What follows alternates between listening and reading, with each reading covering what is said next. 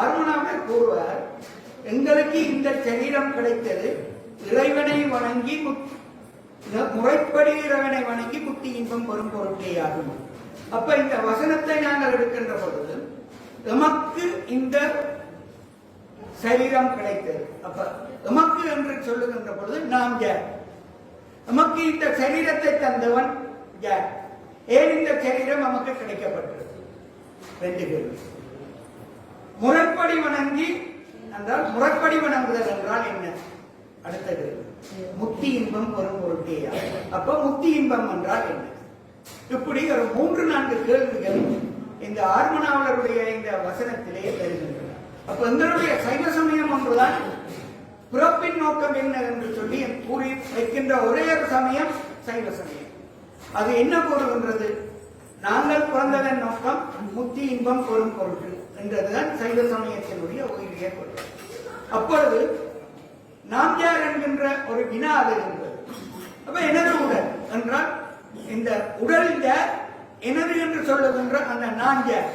அப்ப அங்கே உயிர் என்கின்ற ஒரு பொருள் அங்கே தோற்றம் பெறுகின்றது இந்த உடலிலே.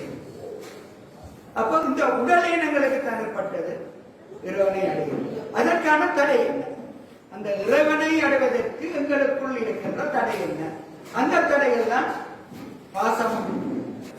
ஆகவே திருமுறைகளை நாங்கள் முழுமையாக ஓதி சொல்லிய பாட்டின் பொருள் உணர்ந்து சொல்லுவார். செல்வர் சிவபுரத்தின் உள்ளார் சிவனடிக்கு பல்லோரும் ஏற்ற பணிந்து என்பது மாணிக்கவாசருடைய வசனம். ஆக சொல்லப்பட்ட பாட்டின் பொருளை நாங்கள் விளங்கி படித்தால்தான் அந்த இடத்திலே நாங்கள் நிற்க வேண்டும். இதைத்தான் ஏற்கனவே நான் பார்ப்போம். கற்க கசடர கற்றவை கற்றபின் நிற்க அதற்கு தர. அப்ப நாங்கள் கல்வி கற்றால் கற்றதன் நோக்கம் அதன்படி நாங்கள் நடக்க வேண்டும். அப்ப திருமுறைகளை கற்றால் அதன் நோக்கம் அதன்படி நடக்க வேண்டும். சாத்திரங்களை கற்றாலும் அதன்படி நாங்கள் நடக்க வேண்டும். ஆகவே சைவ சித்தாந்த சாத்திரங்கள் நாங்கள் படிக்க வேண்டிய தேவை எங்களை பக்குவப்படுத்துவது. அப்பொழுதுதான் அங்கே அந்த கேள்விக்கு மறுமொழி வருகின்றது.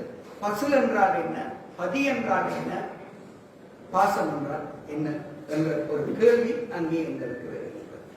பதி என்ற சொல்லுக்கான இலக்கணம் அல்லது இறைவன் என்ற சொல்லுக்கான இலக்கணம் என்னவென்றால், பதி என்றால் நம்மை ஆள்பவன், அவனுக்கு நாங்கள் அடிமை என்றுதான் பசு. பசு என்றால் நாங்கள் சாதாரணமாக பசுவை நாங்கள் கயிற்றினால் கட்டுவோம், கட்டினால் அது பசு. அதுபோல நாங்கள் உயிர்கள் தலை என்கின்ற அந்த பாசம் என்கின்ற அந்த கயிற்றால் கட்டப்பட்டு இருக்கின்றோம்.